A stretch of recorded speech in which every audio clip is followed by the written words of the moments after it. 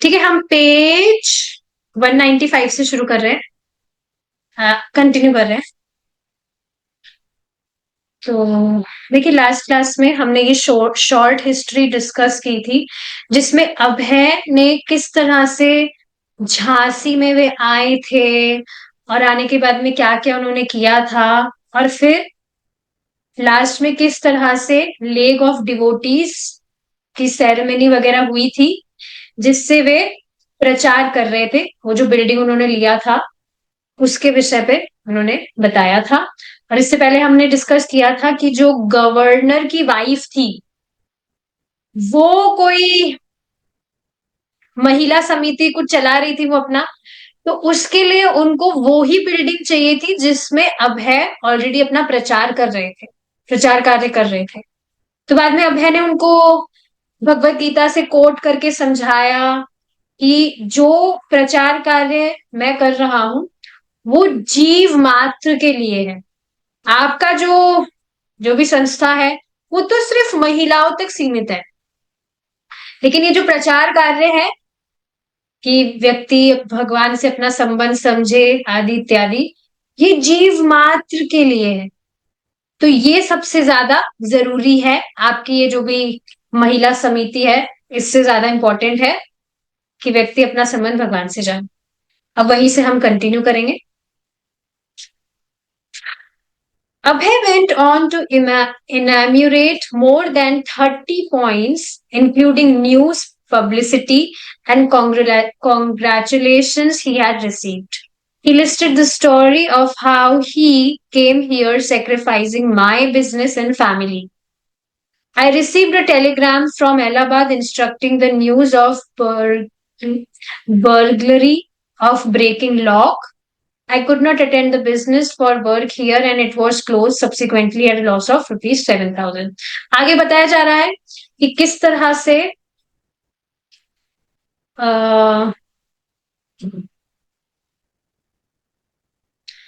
अभय को कुछ पॉइंट्स मिले थे। यहाँ पे कुछ पॉइंट्स के बारे में बताया जा रहा है कि 30 से भी ज्यादा पॉइंट्स उनको मिले थे, जिसमें उन्होंने अपनी स्टोरी लिस्ट की हुई थी कि किस तरह से उनका जो बिजनेस है और उनकी जो गृहस्थी है उसको सेक्रीफाइस करके वो यहाँ पर प्रचार कर रहे हैं। और जो भी उनका बिजनेस चल रहा था वहां पर भी कैसे चोरी वगैरह हो गई थी, जिसकी वजह से उनको 7,000 रुपए का कुछ लॉस भी हुआ था। तो ये सारी चीजें उन्होंने लिस्ट की थी। अब we thought of turning to some of his sannyasi godbrothers for help if he or they could purchase the buildings. His competitors would be silenced. He thought it worthwhile to entrust his godbrothers in purchasing the buildings as an adjunct to their own missions. अब वह चाह रहे थे कि उनके जो गुरु भाई हैं वो उस बिल्डिंग को खरीद ले, क्योंकि अगर एक बार उन्होंने वो बिल्डिंग खरीद ली तो उनके जो ये कॉम्पिटिटर्स हैं जो ये बिल्डिंग लेना चाहते हैं वो शांत हो जाएंगे। तो वो बस चाह रहे थे कि उनके जो गुरु भाई हैं वो इस तरह से बिल्डिंग्स को ले ले, इस बिल्डिंग को ले ले जो उनके खुद को भी लाभ करने वाला है। जो मतलब सभी का भक्तों का तो मिशन एक ही है, प्रचार। तो अगर वे बिल्डिंग ले लेते हैं तो ये उनके लिए भी लाभदायक होगा। Vrindavan was not far away, a 4-hour train ride to Mathura and then a short Tanga ride.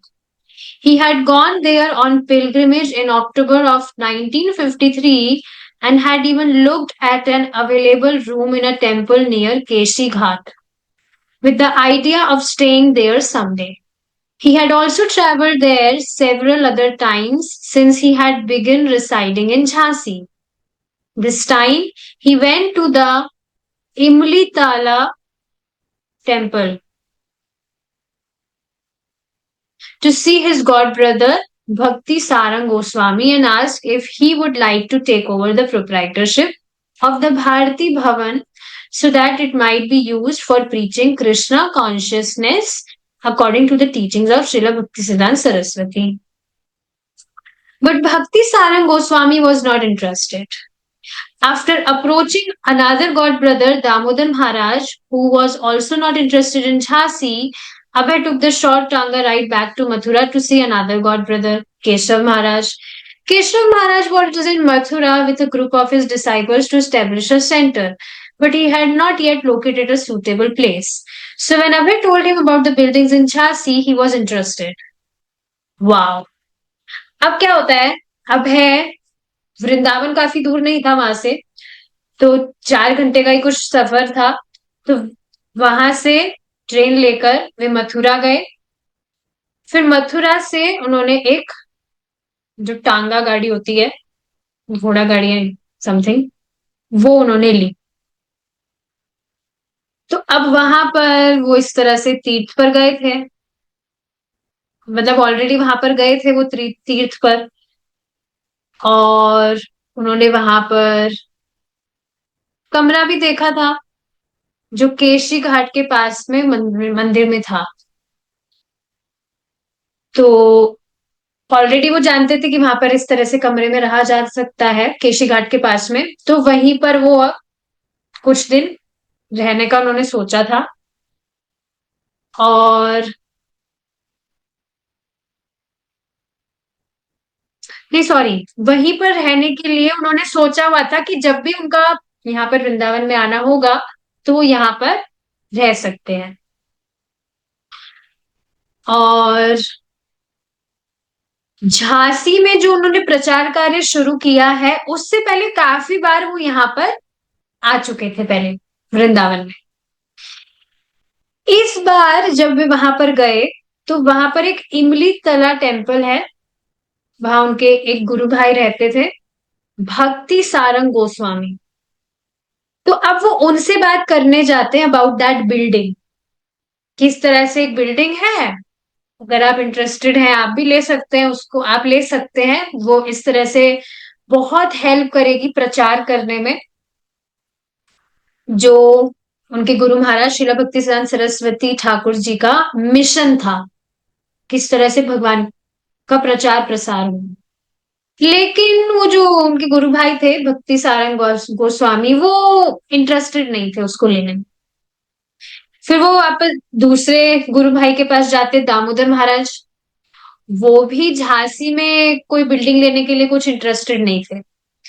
तो अब फिर वापस से अब है जाते हैं मथुरा में। और वहां पर उनके एक और गुरु भाई थे, केशव महाराज। तो केशव महाराज मथुरा में थे उनके कुछ शिष्यों के साथ में, और वो चाहते थे एक सेंटर स्टेब्लिश करना, लेकिन उन्हें एक सूटेबल कोई जगह नहीं मिल रही थी जहां पर वो अपना सेंटर बनाकर अपने शिष्यों के साथ में रहकर प्रचार प्रसार कर सके। तो जब अभय ने उनको, अभय कौन है? श्रीला प्रभुपाद जी, आप सब जान रहे हैं। तो जो अभय है उन्होंने जब उनको बताया कि झांसी में इस तरह से बिल्डिंग है और बहुत बढ़िया, वहां पर मैं ऑलरेडी इस तरह से कर रहा हूं, तो सुनकर ही was interested to take it. Abhay and Keshav Maharaj composed a letter to Mr. Bhayal presenting their requests and the aims of their movement, and then traveled to Jhansi in a group. Abhay and Keshav Maharaj with his disciples. तो अब तुरंत अभय और केशव महाराज ने एक letter लिखा, वो उस building के जो प्रोप्राइटर हैं उनको, इस तरह से हमारा ये जो मूवमेंट है हम इसको बढ़ाना चाहते हैं, और इसलिए हम आपकी ये जो बिल्डिंग है ये हम लेना चाहते हैं। तो फिर बाद में लेटर उनके पास में भेजने के बाद में वापस से वे झांसी को लौटते हैं अभय, केशव महाराज और उनके शिष्यों के साथ। Keshav Maharaj and his party stayed for several days in Jhansi, holding kirtans and lectures. They had an appointment with Reva Shankar Bhayal, but Mr. Bhayal broke it. So they had to wait to see him on another day.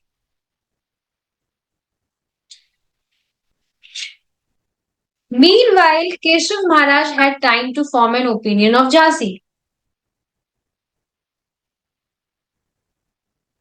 and discuss with Abhay the likelihood of making this his headquarters. अब आगे देखिए क्या होता है। केशव महाराज जो अभय के गुरु भाई है, वो कुछ दिन के लिए अपने शिष्यों के साथ में झांसी रह रहे थे, कीर्तन और क्लासेस वगैरह कर रहे थे, और उन्होंने एक अपॉइंटमेंट भी तय करी थी जो उस बिल्डिंग के प्रोप्राइटर हैं उनके साथ में। लेकिन अब वो जो प्रोप्राइटर है उस बिल्डिंग के, उन्होंने वो जो अपॉइंटमेंट था वो कैंसिल कर दिया था।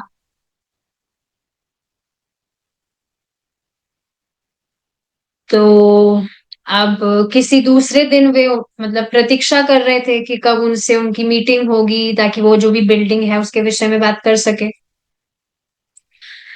और उसके दौरान केशव महाराज के पास में कुछ टाइम था कि वो झांसी के विषय में मतलब अपना जो भी ओपिनियन वगैरह है वो सेट कर सके और अभय के साथ में डिस्कस कर सके कि ये जो झांसी की जो बिल्डिंग है इसको वो इस तरह से हेडक्वार्टर्स, क्योंकि देखिए अभय का मिशन क्या था, सिर्फ झांसी में नहीं, सिर्फ भारत में नहीं, पूरे विश्व भर में प्रचार करना अभय का मिशन था। तो झांसी में ये जो बिल्डिंग है इसको वो हेडक्वार्टर्स बनाना चाह रहे बनाने के लिए इस तरह से डिस्कस करना चाहते थे। He noted that the people were receptive but that the location was too remote. Even before meeting with Mr. Bhayal, Keshav Maharaj felt reluctant to stake his whole mission in Jhansi. Abhay agreed, aware that Srila Bhaktivedanta Saraswati had said that a preacher should go into the big cities and not practice his bhajan in seclusion. And he admitted that after 2 years in Jhansi, he had made no full-time followers.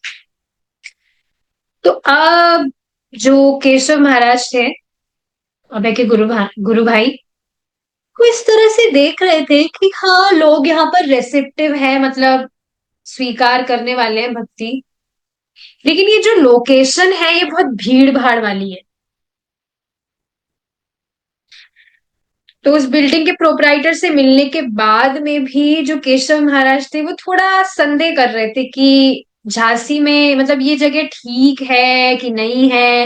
He were still confused, but Abhay agreed, क्योंकि अभय मतलब अपने गुरु महाराज से link कर पा रहे थे कि गुरु महाराज ने हमेशा कहा है कि एक जो प्रचारक है उसको हमेशा बड़े शहरों में जाके प्रचार करना चाहिए जहां पर बहुत सारे लोग हो, ना कि अपना भजन शांति वाली जगह पे करना चाहिए। समझ रहे इस बात को कि शांति एकदम कोई आसपास नहीं है, बस अपना भजन कर रहे हैं, तो उससे औरों को भक्त कैसे बना पाएगा व्यक्ति। आसपास लोग तो होने चाहिए कि नहीं।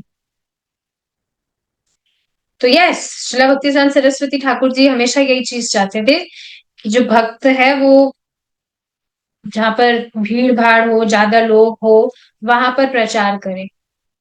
लेकिन इसका अर्थ ये नहीं है कि आपको कहीं आप ही के घर के आसपास कोई 2-3 लोग भी मिल रहे हैं तो आप उनको नहीं बताएंगे।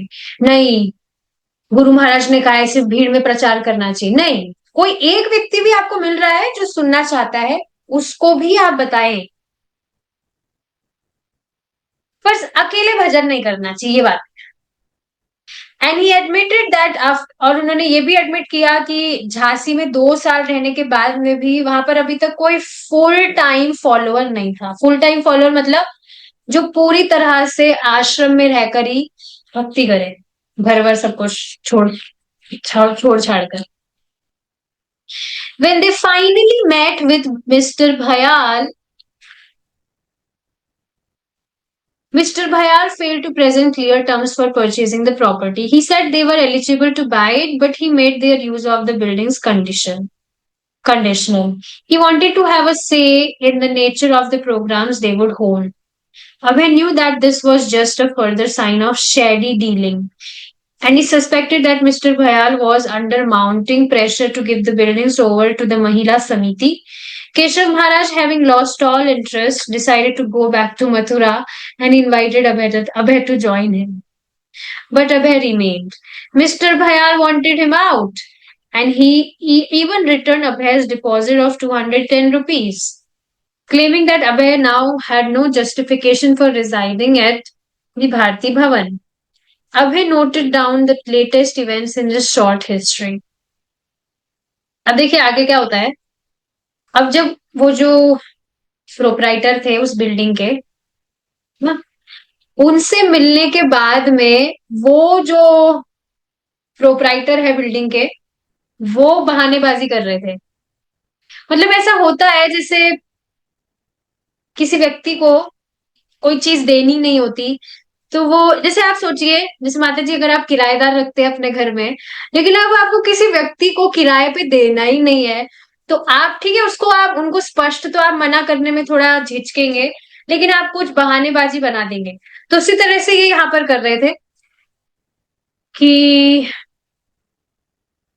बिल्डिंग ठीक है आप लोगों को लेनी है, लेकिन वो अपने कुछ रूल्स वहां पर लगा रहे थे. लेकिन अब है समझ गए थे कि ये जो है ये बिल्डिंग देने में इंटरेस्टेड नहीं है. और वो ये भी समझ रहे थे कि वो जो बिल्डिंग के प्रोपराइटर है उन पर एक प्रेशर है. किसका प्रेशर? वो जो गवर्नर की वाइफ है उनका. वो अपनी महिला समिति के लिए वो बिल्डिंग लेना चाहती थी. तो वो समझ रहे थे कि उस प्रेशर के कारण ये इस तरह से बहानेबाजी कर रहे हैं, नहीं तो वो तो शुरू से ही अभय के फेवर में थे ही. अभय को वो शुरू से दिए हुए थे बिल्डिंग. फिर इस तरह से प्रेशर के कारण अब वो इस तरह से कर रहे थे. और जब केशव महाराज जो अभय के गुरु भाई हैं, उनको ये बात पता लगी तो अब बस उनका इंटरेस्ट पूरा खत्म हो गया. उन्होंने तुरंत सोचा कि बस अब वो वापस से मथुरा जाएंगे. और उन्होंने कहा कि अभय को भी उन्होंने इनवाइट किया कि तुम भी आकर मेरे साथ ही रहो, यहाँ पर टाइम खराब मत करो. लेकिन अभय वहीं पर रहे. फिर जो उस बिल्डिंग के जो प्रोप्राइटर थे उनका नाम था भयाल, मिस्टर भयाल. वो चाहते थे कि बस अब अभय भी यहाँ से चले जाए. तो उन्होंने, अभय ने जो उनको 210 रुपए दिए थे, ऐसा होता है जैसे आपको कोई चीज पसंद आ रही है तो उसको बुक करने के लिए आपके पास में पूरा अमाउंट नहीं है, लेकिन आप कुछ अमाउंट दे देते हैं उस चीज को बुक करने के लिए. तो इसी तरह से उन्होंने इस तरह से डिपॉजिट कुछ दिया था, लेकिन वो उन्होंने वापस लौटा दिया अभय को. उन्होंने कहा कि अब आप यहाँ पर कोई, अब आपके पास में एक्सक्यूज नहीं है, जस्टिफिकेशन नहीं है इस बिल्डिंग में रहने के लिए. अब है आगे जाकर उनका जो शॉर्ट हिस्ट्री था उसमें कुछ पॉइंट्स लिखते हैं. और क्या थे? he has also give me a check of rupees 210 in lieu of my deposit money with him, but he has no money in the bank. The bank has returned it with remark. The money which was given to him was misappropriated by him for his own purpose, and now he has given a false check with an arrangement with the bank. It is plain cheating to me from the beginning to the end. From the beginning to the end. I must compensate it for all the money before I can leave the buildings. क्या क्या उन्होंने अपनी short history में points लिखे कि उन्होंने, किन्होंने, जो वो जो प्रोपराइटर है उन्होंने उनको 210 रुपए का चेक भी दिया, जो उन्होंने डिपॉजिट करवाया था पहले 210 रुपए, वो वापस से उनको दे दिया गया. लेकिन उनके पास में बैंक में पैसा था ही नहीं. किनके पास में? इस बात को आप समझ रहे हैं? जो चेक उन प्रोपराइटर ने अभय को दिया कि आप इस चेक को पास कर लेना, उस बैंक में वास्तव में पैसा ही नहीं था.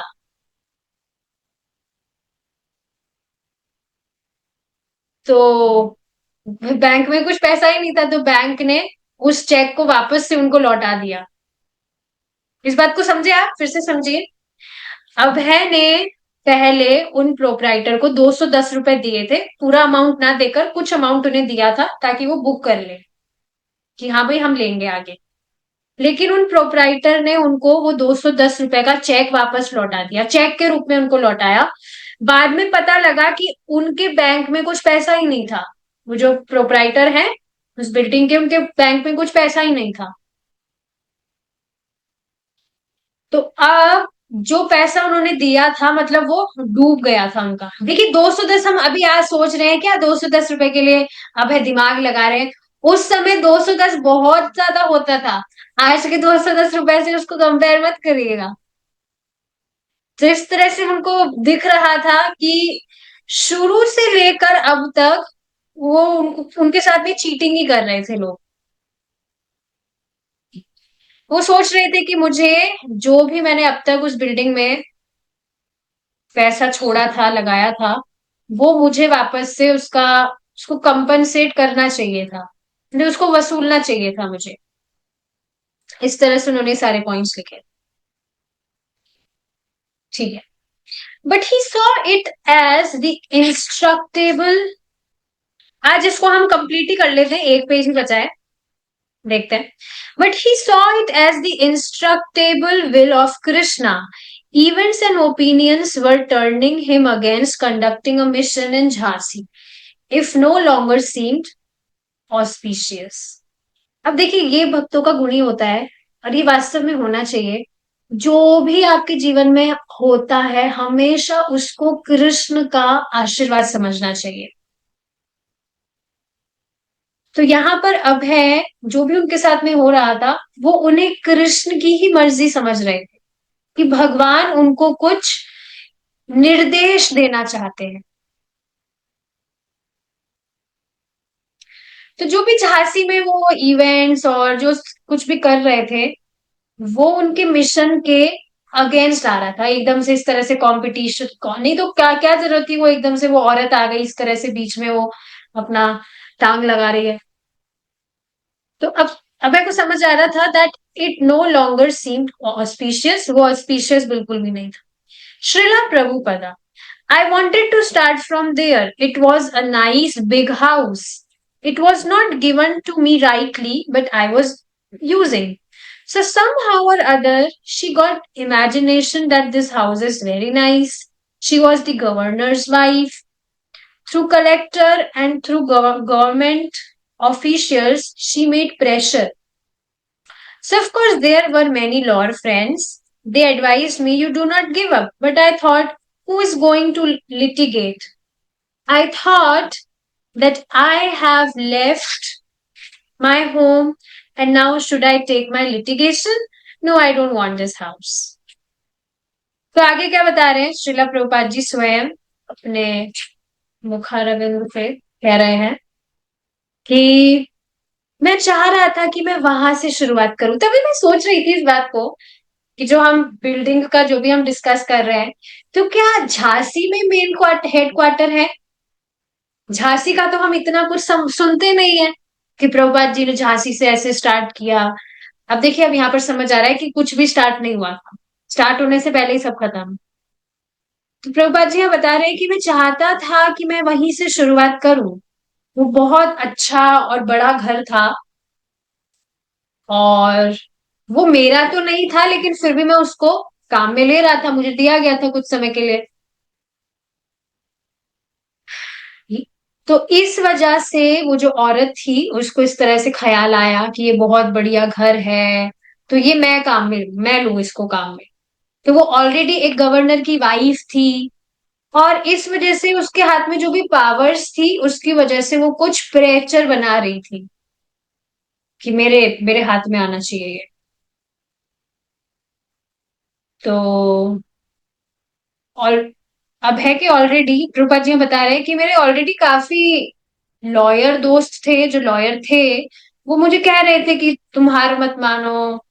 लेकिन मैंने सोचा कि क्या मतलब है, मैंने ऑलरेडी मेरा घर तो छोड़ ही दिया है, तो अब मैं इसके पीछे क्यों पड़ रहा हूँ, मुझे नहीं चाहिए ये घर भी, रहने दो। अब I remembered how the Gaudiya preachers had expended their energy for years in the courts, having terminated his long entangled with family and business. He had no taste for a legal fight. He could have fought, but he remembered what Keshav Maharaj had said about Jhansi's being out of the way. Of course, the whole thing had just sprung up here. Otherwise, Abhay would never have chosen to establish his worldwide league in such an obscure place. The educated young men and women wished him well, just as they had good wishes for the Ladies' League, the Theosophy Society, the Arya Samaj, and many other causes. But their good intentions were certainly short of pure surrender and devotion. Even his one disciple could offer him only him part-time help. But these considerations had not been sufficient to force him out. The real thing was that he was being driven out. बहुत interesting बात यहाँ क्या बताई जा रही है, आपको भी ये याद होगा। अब है कोई सारी चीजें याद आ रही थी कि पहले जो गौड़िया मठ में जो भी प्रचारक थे, तो श्री भक्तिदान सरस्वती ठाकुर जी के जाने के बाद में किस तरह से वहां के जो मेंबर्स थे वो कोर्ट कचहरी के चक्कर में फंसे होकर किस तरह से वहां चक्कर लगा रहे थे, और पूरा उनका उन्होंने पूरा अपना फैमिली और बिजनेस तो छोड़ ही दिया था, कुछ उनका वहां पर टेस्ट था ही नहीं। और उनको ये जो कोर्ट कचहरी के झगड़ों में फंसने में भी कोई उनको इंटरेस्ट नहीं है कि उसमें कितनी एनर्जी कितना एफर्ट्स वगैरह जाता है। वो चाहते तो वो लड़ सकते थे, लेकिन उन्होंने केशव महाराज, जो उन्होंने कहा था, केशव महाराज उनके गुरु भाई ने उनको जो कहा था, वो स्मरण कर रहे थे कि जो झांसी है ये वास्तव में सही जगह नहीं है। तो अब उनको सारी चीज समझ आ रही थी कि हाँ, ये जगह तो ठीक थी, तभी तो उनके दिमाग में यह आइडिया आया था कि ये जो मूवमेंट है ये पूरा विश्व भर में फैलना चाहिए। लेकिन अब उनको सारी बातें समझ में आ रही थी कि यहाँ पर जो लोग हैं वो रिसेप्टिव तो थे। रिसेप्टिव का मतलब आप समझ रहे हैं, जो उनको बात बताई जाए वो उसको स्वीकार करते हैं। लेकिन अब उनको समझ में क्या आ रही थी कि यहाँ पर जो लोग थे वो हर ही चीज को लेकर रिसेप्टिव थे। वो जिस तरह से अभय का सम्मान करते थे उसी तरह से वो सम्मान करते थे जिस तरह से जो थियोसफी सोसाइटी है, आर्य समाज है और बहुत सारी जो संस्थाएं हैं, जिस तरह से उनका वे लोग सम्मान करते थे उस तरह से वो अभय का भी सम्मान करते थे। लेकिन पूरी तरह से भगवान की भक्ति में लग जाना और कृष्ण को परम ईश्वर के रूप में स्वीकार करके सिर्फ भगवान की भक्ति करना, कृष्ण भावनामृत होना, ऐसे व्यक्ति अभी उनको वहां नहीं मिल रहे। यहाँ तक कि उनके खुद के जो शिष्य थे, अगर आपको याद हो, एक शिष्य उन्होंने जिनको दीक्षा दी थी, प्रभाकर मिश्रा, वे खुद भी सिर्फ उनको पार्ट टाइम हेल्प ही करते थे। पूरी तरह से अपने गुरु महाराज के शरणागत नहीं हो पाए थे वो। तो इन सारी चीजों को आप ध्यान में रखते हुए वो समझ रहे थे कि हाँ, ये वास्तव में ठीक जगह नहीं है। ठीक है, भगवान जो करते हैं वो अच्छा ही करते हैं, ये वास्तविकता है। अब देखिए, ये जो भी हम यहाँ पर डिस्कस कर रहे हैं इसको हमें हमारी लाइफ से लिंक करना चाहिए। आप जिस भी परिस्थिति में हैं, अभी आपको लग सकता है अरे हमारे साथ तो बहुत बुरा हो रहा है, लेकिन आपको आगे जाके समझ में आएगा कि भगवान वास्तव में आपकी सहायता किए हैं। और सबके साथ ही ऐसा होता है। मेरे साथ में भी एक इंसिडेंट हुआ था जो बताने लायक तो नहीं है, मैं बताऊंगी भी नहीं। पर हाँ, पर्सनल पूछेंगे तो पर्सनली मैं बता दूंगी, क्लास में मैं नहीं बताऊंगी। पर हाँ, ये एक बात है। ठीक है, चलिए अब आगे हम देखते हैं। आधा पेज और है। Srila Prabhupada, if I do not leave, nobody could drive me. That was a fact. But I thought, who is going to litigate these things? It is the governor's wife, and she's pressing through collector, the manager who is in charge. He had some cinema house, so they had to renew the license. And the collector pressed him that unless you arrange for this house, we are not going to renew your license. I thought unnecessarily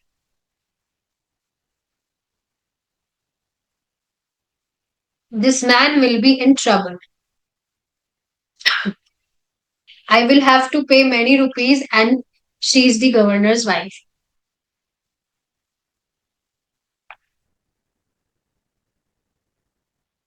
अब देखिए श्रीला प्रभुपाद जी यहाँ पर बता रहे हैं कि अगर मैं वहां से नहीं जाता तो कोई मुझे वहां से निकाल भी नहीं सकता था। That was a fact. पर मैंने सोचा कि मैं क्या ही करूंगा इन सब चीजों में फंस कर।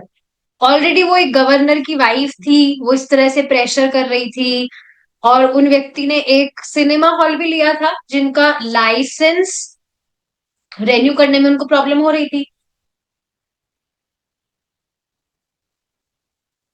क्योंकि जो लाइसेंस देने वाले थे वो इस तरह से उसको प्रेशराइज कर रहे थे कि जब तक आप वो बिल्डिंग खाली नहीं करवाएंगे आपको लाइसेंस नहीं मिलेगा। तो शिला प्रभुपाद जी बता रहे थे कि मैं सोच रहा था बिना मतलब में वो जो व्यक्ति है वो परेशानी में पड़ेगी मेरी वजह से, और मुझे भी बहुत सारे पैसे देने पड़ेंगे क्योंकि वो गवर्नर की वाइफ थी। तो इस वजह से अभय थॉट कि इन सब झमेलों में ना ही पड़े। He decided to leave. He told his friends to carry on the leg of devotees in his absence. They were sad to see him go, and yet even some of his friends openly praised the work of the Ladies' Society and were glad to see it come. They had not been able to help him financially, although they knew he had been unable to purchase the buildings on his own. अब देखिए आगे क्या बताया जा रहा है। अब उन्होंने डिसाइड किया कि वो वहां से जाएंगे। तो उन्होंने वहां पर उनके जो भी मित्र बने थे उनको कहा कि अब मेरी अनुपस्थिति में आप ये जो मूवमेंट यहाँ पर चल रहा है आप उसको चलाइए। लेकिन उनको अभय को जाते हुए देखकर सब दुखी हो रहे थे। यहाँ तक कि उनके खुद के मतलब कुछ जो दोस्त थे, कुछ जो मित्र थे, वो ओपनली ये जो महिला समिति का जो भी ये संस्था था इसको वो प्रेस कर रहे थे, मतलब उसका वो ज्यादा उसके पक्ष में बोल रहे थे उनके मित्र। उनको पता था कि अभय इस तरह से बिल्डिंग को परचेज करने के लिए उनकी फाइनेंशियल स्थिति थोड़ी ठीक नहीं है, पर फिर भी किसी ने भी उनकी हेल्प नहीं की थी। His close followers were more affected, but he assured them that their relationship would continue. He would write letters to them, Acharya Prabhakar, Radhilal Malik, Mr. Mitra, Dr. Shastri, and he gave them instructions on what they should do, especially Acharya Prabhakar. Abhay told him he would be calling for him and expected him to continue as secretary of the League of Devotees, even if they didn't make Jhansi their main residence. Yet it was obvious that this chapter of making ambitious plans for a world movement, going from house to house and village to village, performing Sankirtan, lecturing on the Gita, distributing prasadam, this was ended. And it was not likely that he would return or that the residents of Jhansi could expect to see him again. When Abhay left the Bharti Bhavan with its 6 foot high lettering, Lake of Devotees, painted across the outside wall, he felt sad. He had been a natural, spontaneous success for him. The young educated people of Jhansi had looked up to him from the start, and had it not been for the intrigue, he would never have left. But he felt he had no real choice. He had come as a family man on business and was living as a homeless Vanprastha, forced to take shelter of Krishna. His plans were uncertain, but his desire was strong and his health good. So he moved on to Mathura, carrying with him the duty of Chaitanya. देखिए अब आगे क्या बताया जा रहा है। इस तरह से उनके जो बहुत घनिष्ठ मित्र थे जो उनको फॉलो कर रहे थे वो ज्यादा प्रभावित हुए थे अभय इस तरह से छोड़कर जा रहे थे तो। लेकिन अभय ने उनको मतलब अश्योर किया कि मेरे जाने के बाद में भी हमारा जो संबंध है वो बना रहे। मैं आपको लेटर्स भेजता रहूंगा और मैं आपको इंस्ट्रक्शंस देता रहूंगा कि कब क्या करना है। और स्पेशली जो आचार्य प्रभाकर हैं, प्रभुपाद जी के पहले शिष्य हैं, अभय के पहले शिष्य हैं, उनको अभय ने कहा आचार्य प्रभाकर को कि झांसी में तो ये चीज नहीं हो रही है, लेकिन फिर भी अगर ये जो लेग ऑफ डिवोटीज का जहां पर भी बैठेगा सेंटर वगैरह जो खुलेगा, तो वहां पर आचार्य प्रभाकर को वे बुलाएंगे एज हिज सेक्रेटरी जॉब। और ऑफ कोर्स ये जो वर्ल्ड मूवमेंट, मतलब इस तरह से पूरे विश्व भर में ये मूवमेंट फैले, ये जो भी बहुत, जो भी इस तरह से उनके प्लान्स थे, वो सब समझ रहे हैं ना कौन से प्लान किए, ऐसे घर घर जाकर, गांव गांव जाकर, लोगों के घर में कीर्तन करना, उनको संपर्क देना, उनको कथा श्रवण करवाना, प्रसादम वितरण करना, ये सब कुछ अब समाप्त हो गया था झांसी में जो चल रहा था। और अब कोई भी इस तरह से नहीं सोच रहा था कि अब ये वापस से झांसी में ऐसा कभी कुछ होगा भी क्या, और वापस से अभय यहाँ पर कभी आएंगे भी क्या। अभय जब इस तरह से उस बिल्डिंग को छोड़कर जा रहे थे, तो वहां पर जो 6 फुट हाई लेटर में लिखा था लेग ऑफ डिवोटीज, पेंट किया हुआ बाहर बिल्डिंग के, उसको देखकर उनको थोड़ा दुख हो रहा था, क्योंकि उस बिल्डिंग में जो भी उन्होंने ये मूवमेंट किया था, प्रचार वगैरह, तो ये अचानक से लोगों को प्रभावित करने वाला था। I mean it was spontaneous success for him, अचानक से सफलता जिसको प्राप्त होती है, इस तरह से उनको यहाँ पर अचानक से सफलता प्राप्त हुई थी। झांसी के जो भी जवान और युवक और जो भी पढ़े लिखे लोग थे, वो शुरू से ही अभय को यहाँ पर देख रहे थे, और कभी उन्होंने सोचा नहीं था कि इस तरह से वो सब कुछ छोड़कर चले जाएंगे। लेकिन उनके पास में कुछ और चॉइस ही नहीं थी। वो एक गृहस्थ की तरह यहाँ पर आए थे। एक गृहस्थ मतलब जब आए थे तब तो गृहस्थी में ही थे, बिजनेस वगैरह में थे, लेकिन अब यहां से जा रहे हैं एक होमलेस वानप्रस्थ की तरह, बेघर वानप्रस्थ की तरह, and force to take shelter of Krishna. उनके जो जो भी प्लान्स थे वो कुछ भी फिक्स नहीं थे, लेकिन उनकी जो एक डिजायर थी वो अभी भी बहुत तीव्र थी। तो अब वो मथुरा को वो शिफ्ट होते हैं, जो चैतन्य महाप्रभु का डीटी वो लेकर गए थे वहां पर इंस्टॉल करने के लिए, उसके साथ में अब वो मथुरा को चले जाते हैं। तो इसी से हमारा 7th चैप्टर यहाँ पर कंप्लीट होता है। अब हमारा 8th चैप्टर हम कल शुरू करेंगे। कल भगवान ने चाहा कि इसमें टोटल चैप्टर्स है कितने, 11 चैप्टर्स, 4 चैप्टर्स टू गो। फिर हमारा जो फर्स्ट वॉल्यूम है वो कंप्लीट हो जाएगा आप सब भक्तों की कृपा से। Thank you so much. We will stop here now. Hare Krishna. जय श्री प्रभुपाद।